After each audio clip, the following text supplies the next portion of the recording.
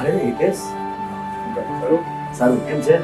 જય આપણે પેલી વાત કરી હતી ને પપ્પા તમે જે હા તો અચ્છા હિતેશ, જો સાંભળ, લડાખ જાવ એમ મને વાંધો નથી, પણ આ ખબર છે ને કેટલો તોફાની છે. તમે અંકલ ચિંતા કરવામાં હું નહીં શકું. તો તારી જવાબદારી એ હું તને લડાખ જવાની હા પાડું છું. પાકું ચલો પણ જો એક મિનિટ નીચે નીચે નીચે કયું? અહીંયા સીધો નીચે જા. લડાખમાં તને ખબર છે ને એને કેવી ટાઈપના રસ્તા કેવું ખીણું છે બધું છે. પપ્પા આ બધાય છે તો ખરી મારી હારે. બધાય છે, અમે અહીંયા બધા હાજર જ છીએ ને. સારું ચલો બસ. હવે સાંભળ, પહેલી વસ્તુ એ કે તારા કહેવાથી નથી હું આપતો, તારી બેનના કહેવાથી હું તને પૈસા આપું છું. ઓકે સમજી ગયો? કેટલા પૈસાની જરૂર પડશે રીતેશ? 50-55 થઈ રહેશે બધું 50-55 અને કેવી રીતના તમે લોકો જાઓ છો? બસ જો અહીંથી તો અમારે અમદાવાદ સુધીની છે ટ્રેન, ત્યાંથી અમારે સીધી ફ્લાઇટ છે. ફ્લાઇટમાં જવાનું છે? હા એટલે ટિકિટનું બધું કોણ કેવી રીતના કોઈ કંપનીનો છે પૂછે કે ટ્રાવેલ ટૂર ટ્રાવેલ્સ વાળા છે? કોણ છે? અચ્છા એ છે. હા અને પૈસાનું પેમેન્ટ કેવી રીતના આપવાનું?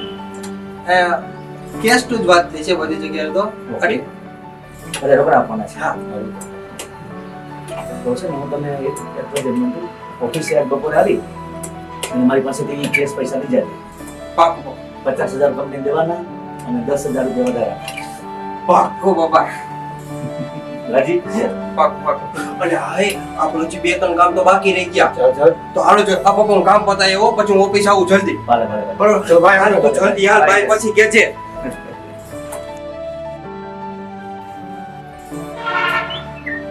આ છોકરા પણ ગજબ છે, એટલે જ હું લદાખ મોકલાઈ ના પાડતો. આ મોન્ટુનો સ્વભાવ જેવો છે ને ઉતાવળિયો, અને બધી જગ્યાએ રમતમાં ધ્યાન દે, સિરિયસ જરાય નહીં. મારો સારું હિતેશ પેલો છે, હિતેશ છોકરો છે ને આમ સિરિયસ છે, વાંધો નહીં આવે. ભલે સાહેબ.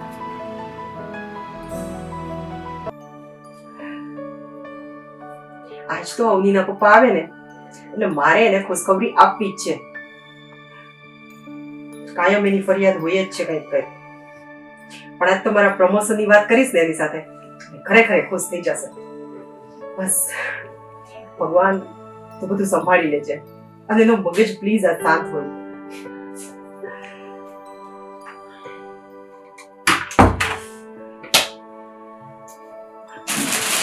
ભાવિકા, હું તને એક વાત કહેવા માંગુ છું.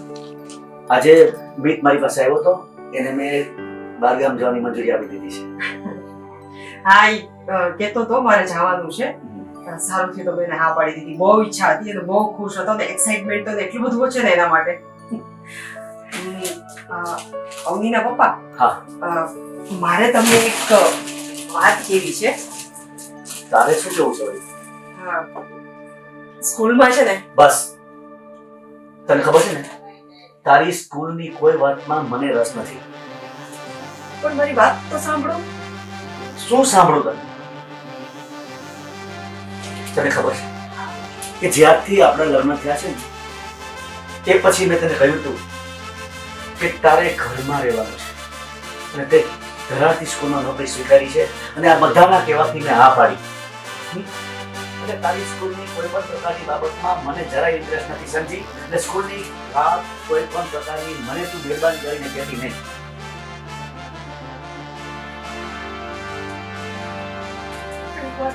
સાંભળો તો ખરા. સાંભળીને શું કરું? જે વાતમાં મને રસ જ નથી એ સાંભળવાથી કોઈ મતલબ છે? તને ખબર છે લગ્ન પહેલા મારા મનમાં કેવા અરમાનો હતા. હું જ્યારે કામથી ઘરે આવું ને ત્યારે મારી ઘરવાળી પાણીનો ગ્લાસ લઈને ઊભી હોય અને મને આવકાર આપે, તરત મારા માટે ચા બનાવી આપે. મારે આદર્શ પત્ની ગૃહિણી જોતી હતી, નહીં કે કોઈ નોકરિયાત. તે નોકરી સ્વીકારીને મારા બધા અરમાનો પર પાણી ફેરવી દીધું છે. મારી એકેય વાત તું પૂરી રીતે કરી શકતી નથી. નથી મને સમયસર ચા મળતી, નથી સમયસર જમવાનું મળતું, કે નથી કોઈ પણ બાબતમાં તું મને ટેકો આપતી. હજી તું પાછી મને કહેશ કે સ્કૂલમાં શું સ્કૂલમાં તારે?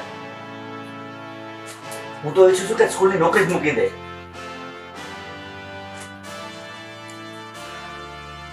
તારે સ્કૂલમાં નોકરી કરી કરવું છે શું? હું તો કમાઉં છું ને. અત્યારે કમાવાની જરૂર છે? કમાવા માટે નથી ચાહતી. હા, મને ખબર છે તું કમાવા માટે નથી જતી. તું મને હેરાન કરવા માટે સ્કૂલમાં જાય છે. હું બધું સમજુ છું. અનિતા, હવે તું આ બધું રહેવા દે. તારે સ્કૂલમાં નોકરી કરવાની અટાણે હું તને ના નથી પાડતો, પણ જો સ્કૂલમાં તારે બીજી કઈ વસ્તુ હોય ને તો તું એ ના પાડી દેજે. ત્યાં મને ખબર નથી સ્કૂલમાં તારે શું કરવાનું છે શું નથી કરવાનું. આપણે જે રૂટીન નોકરી કરે છે ને એ તારી 4-5 કલાકની નોકરી તારે કરવાની છે, એ કરજે. એની હું તને ના નથી પાડતો. એ મારી મરજી તો નથી.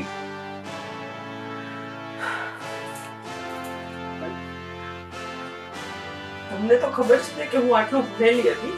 અને મારા પપ્પાએ જ્યારે મેરેજ માટે વાત ચલાવી ત્યારે જ તમને કીધું હતું ને કે મેં એમકોમ બીએડ કરેલું છે અને હું બીજે તો ક્યાંય નહીં પણ પાર્ટ ટાઈમમાં સ્કૂલમાં તો જોબ કરી શકું.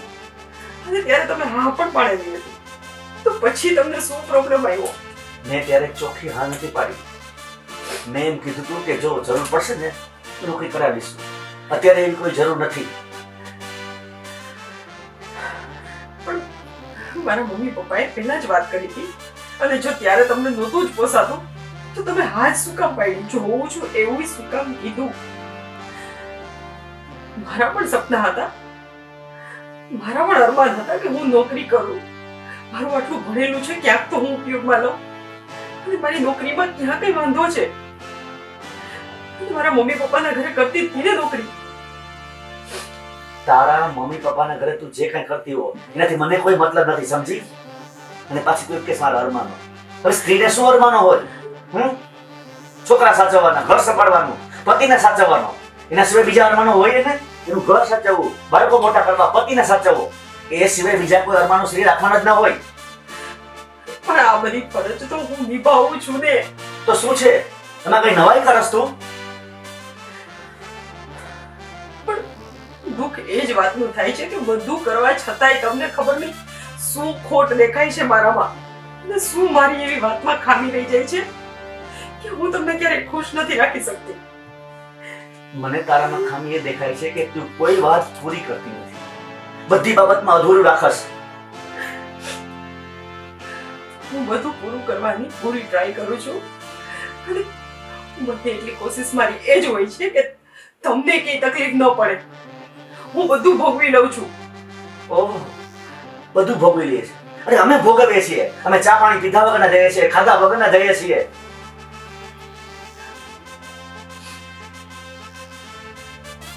પણ તમારે થોડીક અન્ડરસ્ટેન્ડિંગ પણ રાખવી પડે ને.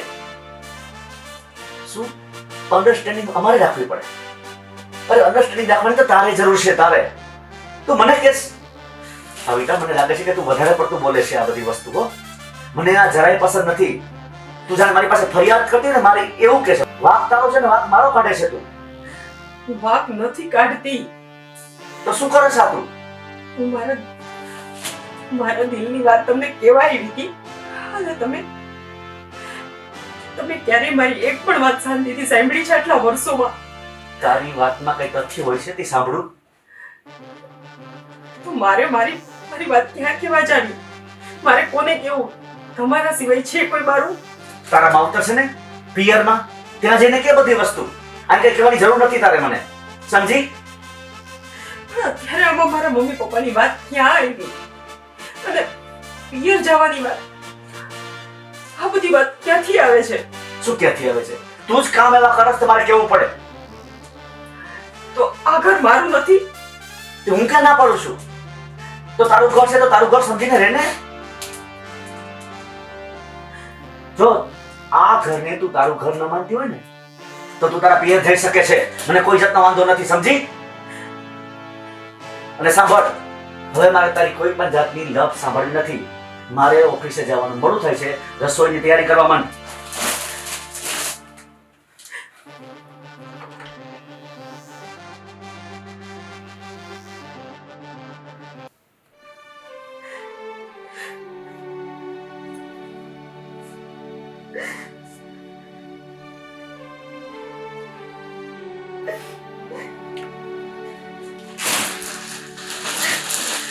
મમ્મી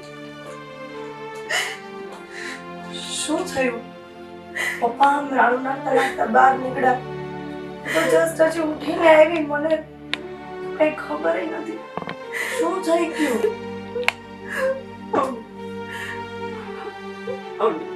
તને તો ખબર છે ને કે મારો ક્યારેય કોઈ વાક જ નથી હોતો, પણ તારા પપ્પાને ખબર નહીં મારામાં એમાં આટલા બધા વાક દેખાય છે. હું બધી ટ્રાય કરું છું તમને લોકોને ખુશ રાખવાની. હું મારા ઘણા શોખ મારી નાખું છું. હું ઘણી મારી ઈચ્છાઓને હું દાબી દઉં છું કે તમને લોકોને તકલીફ ન પડે.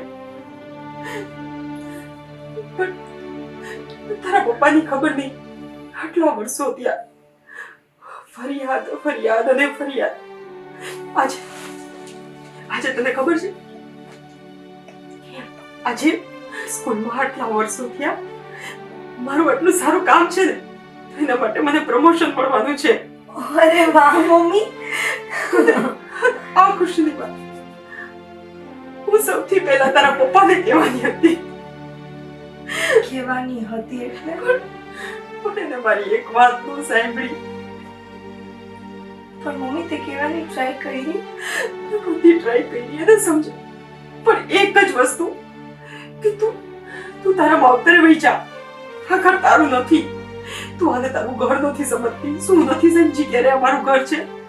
મમ્મી પપ્પાની વાતને ક્યાં તું ઘણી ગાંઠે બાંધે છે? એનો તો સ્વભાવ જ એવો છે. બેટા, સ્વભાવ હોય ને તો કોઈ પણ માણસ થોડોક ટાઈમ સાચવે, સંભાળે એને. પણ આજે આટલા વર્ષો થયા, આજે તમે લોકો કેવડા મોટા થઈ ગયા, તમે શું ક્યારેય કઈ કર્યું જ નહીં હોય?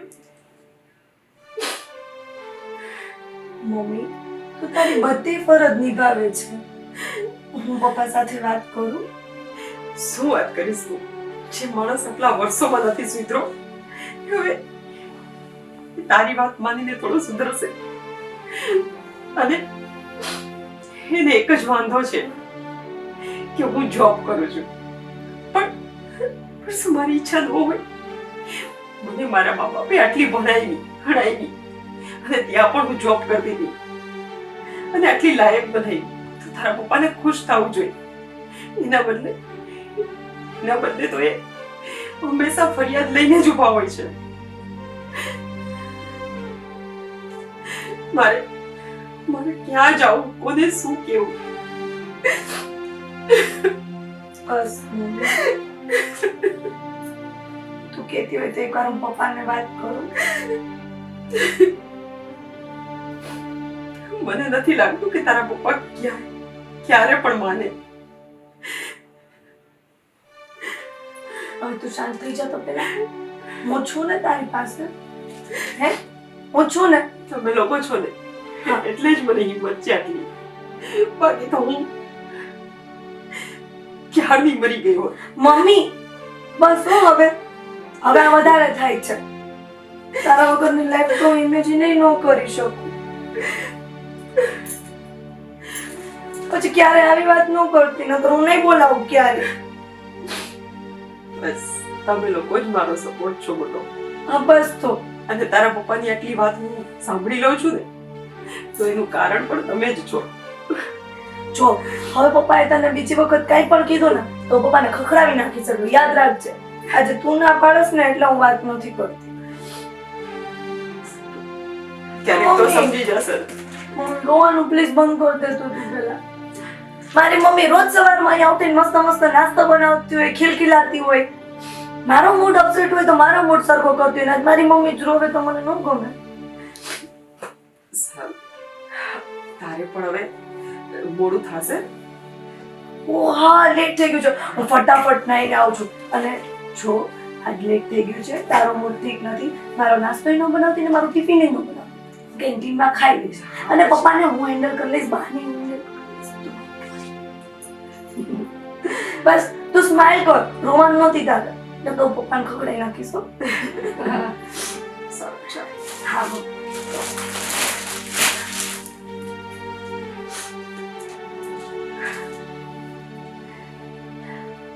ભગવાને કદાચ એટલે જ સંતાન બનાવ્યા હશે કે કોઈ દુઃખ સમજે કે ન સમજે, પણ તમારું પોતાનું સંતાન તો તમારું દુઃખ જરૂર સમજી શકશે. અને મારી દીકરી અને મારો દીકરો એ જ મારી હિંમત છે.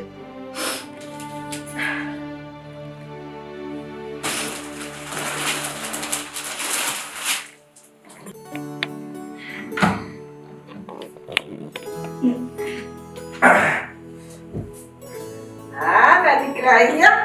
હા બા, બહુ ખુશ લાગે તું, હા? અરે તમે તો કાંઈ ન કરી દીધું. શેનું? પપ્પા પાસે બહુ મને કહેતા હતા હું કરી દઈશ, કાંઈ ન કરી દીધું. પણ ન છૂટકે બેનને કેવું પડ્યું. થઈ ગયું ને? થઈ ગયું હો, હા. પણ કેટલું સંભળાવતી હતી એ. તો તમે ન કરી દેવાય. પણ મને કેટલી વખત મને એમ એવો મોકો જ ન મળ્યો કે તારા બાપને હું વાત કરું. કાંઈ વાંધો ના લો, મારે થઈ ગયું બધું ફાઇનલ, બરોબર છે? કેટલા મારે- મેં તો જો 50 નું કીધું હતું. પપ્પા તો હાય નહીં બા, આપણે જોતું તો એવું થઈ ગયું. આનંદથી વાપરજે ને, ફરજે હશે ને, મજા કરજે. એટલે જ બધી વસ્તુ ક્યારે લઈ જવાનું? બસ જો 2 દિવસનો પ્રોગ્રામ છે અને માન્યો કે પરમ દી તો નીકળી જ જવાનો છું 2 દિવસ પછી. સરસ, સરસ, હો બેટા. અને હજી તો થોડી ઘણી વસ્તુ લેવાની બાકી છે, વિચારું છું કે લેતો આવું. હા, બરાબર. અને હાચવીને જજે, હો. હા ઈ જ્યાં છે. ત્યાં પૈસા ઉડાડતો નહીં. શું હાલે છે? કાંઈ નહીં, આ કાંઈ ભાઈ. નહીં પપ્પા, કહું છું બાને ખાલી કે આ બધી વસ્તુ લઈ આવો મારી કાકા. હા. આ કે મને પૈસા મળી ગયા છે ને, હવે હું ફરવા જઉં છું, બા. એમ કે. તો બા હું તમને એ જ કહેવા આવ્યો છું કે આને મેં પૈસા આપ્યા છે, કીધા કરતા 10,000 વધારે આપ્યા છે. સારું, સારું. પણ જો એને ખાસ કહી દો કે ત્યાં છે ને આમથી આમ ઠેકડા ન મારે ક્યાંય. મેં એ જ વાત કરું છું કે જ્યાં ત્યાં ઉડાડતો નહીં, બરાબર? ને હાચવીને એકદમ પૈસા એ હાચવીને રાખજે. હા. હવે એટલે બધે જાય છે ને, તેને શિખામણ તો દેવી પડે ને, આ તો છે જ એવું. હા. જો ત્યાં જઈને તારું બધી બાબતનું ધ્યાન રાખજો. બરાબર, અમારે દોડવું ન પડે ને હું દેવું કરજે. પાકું. હા, પછી બિલારા ન લેતો દોસ્તાર ભેગો.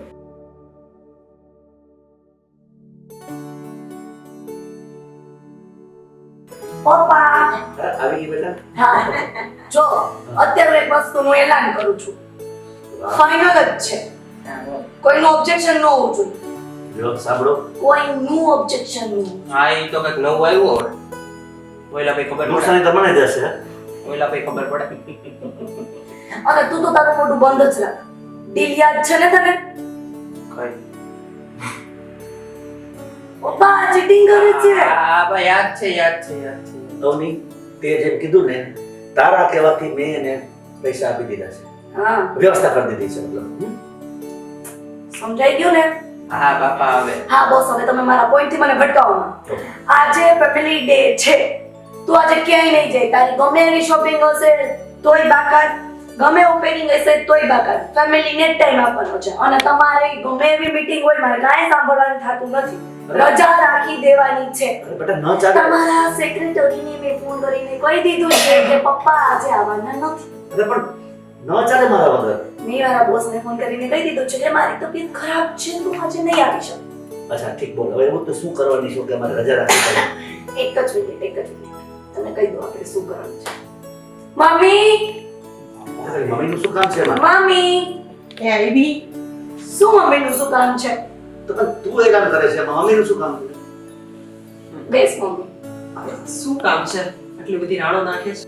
મમ્મી, આજે તારે સ્કૂલમાં રજા રાખવાની છે, તો તારા પ્રિન્સિપલને ફોન કરીને કહી દે કે આજ તું રજા ઉપર છે. બસ. પણ શું કામ? શું કામ શું? હવે તું મને બનાવીશ. દાદી, પપ્પા, ભાઈ, મમ્મીને સ્કૂલમાં પ્રમોશન મળ્યું છે. શું? આટલા વર્ષોની મહેનત પછી ફાઇનલી મમ્મીને પ્રમોશન મળ્યું છે ને સેલેરીમાં રાઈઝ થયો છે. તો આજે આપણે ફેમિલી ડે સ્પેન્ડ કરશું અને આજનું બિલ પેમેન્ટ જે જમવા જશે ને એનું મમ્મી કરશે.